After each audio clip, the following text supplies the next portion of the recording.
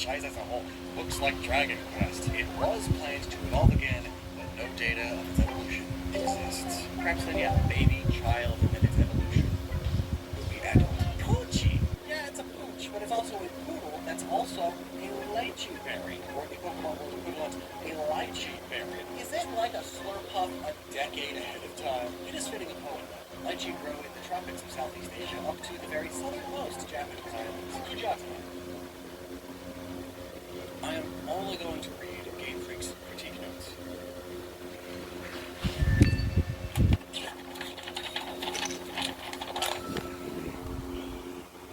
It's a literal peacock.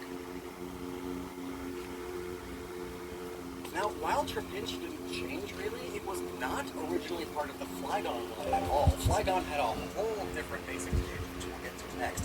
But the Game Freak note is interesting here. I'd like it to evolve into a Mayfly.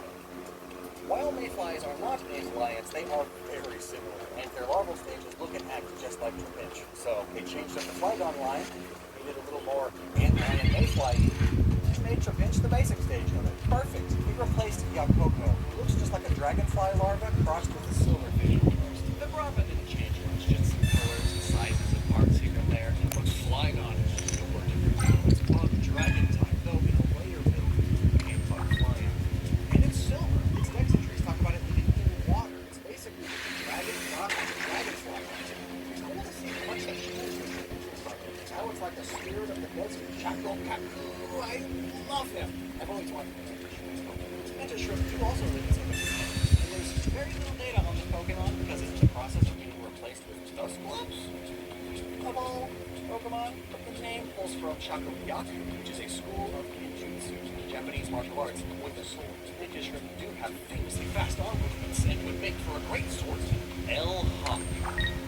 Yes, the official noted etymology is the hawk, but the is in Spanish, making it not only blazing Latias we've known about for a while, but perhaps there's even some home there. It's also a bit of a phoenix. Its dex mentions every entire body is engulfed in flames and it grows new feathers. Renewal. That's what phoenixes do. And I enjoy that the main critique of this mon is that it looks like a Delibird evolution. I wonder if that is ultimately what lets it expand into multiple Pokemon. But actually, weirdly enough, Latias and Latios are in this beta already. Like as is, like they're perfect. So I wonder if they were already working on simplifying El Hawk down into Blaziken. Suchinine is beta Nincada. Basically, it is just Nincada, but cuter in a grouchy, bubbly kind of way. Beta Shedinja also looks a bit different, but it's still based on the same thing. No notes. Sabrul, though, Beta Squeal. It had no evolutions at this point and was gray to more closely resemble a bowling ball because it hunts penguins.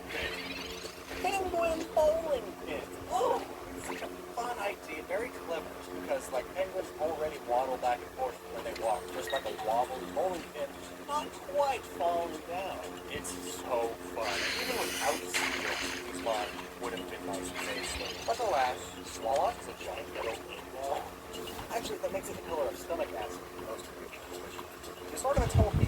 Lillibra is a library's bird whose wings are book pages. It's almost like how hummingbird wings move so fast that it looks like they have a ton of them, but here it's actually a bunch of pages being flipped through simultaneously. It's definitely a smidge too artificial and on the nose for Pokemon IMO. It would work great as a Digimon.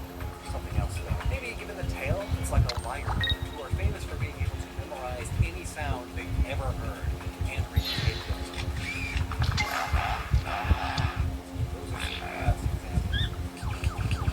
There's a whole library of sounds in that one. It's kind of like a bookworm nerd who memorizes every fun fact he's ever read and has to bring them up constantly. Actually, or Flante is a flying flower with the ability to it floats with psychic power. Flowers do bring out emotions in people. There's a whole language of flowers detailing what different flowers say, mean, or represent. Flante's official noted etymology is flower plus the letter.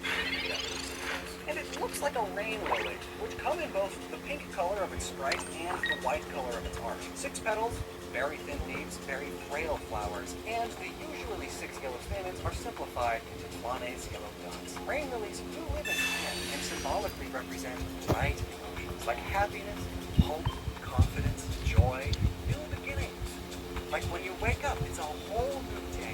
It is fitting of its Pokedex entry.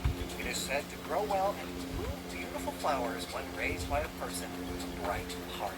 Being that it is depicted as beautiful as part of its name, it could also be a Casablanca lily, which similarly comes in both pink and white. But those night. So Beta Clam Pearl and Cartail are super cool conceptually, and then they changed them. They are still cool now, just for different reasons. Contail is still a overeating microfish or a eel or fish that uses the end of its tail to lure in its prey. But the tail in the beta is a bit more alive looking, and I think that's because it is. Beta Clam Pearl isn't just sleeping in some clam body, it's scared. It's using sticks jammed into the clam to keep it from closing its mouth. The clam has eyes. It's angry. So I think upon evolution, the predatory clam swallows the little pearl. The pearl moves to the very end of its tail and becomes the lure. Hence it being so much bigger than the rest of my tail. That's right.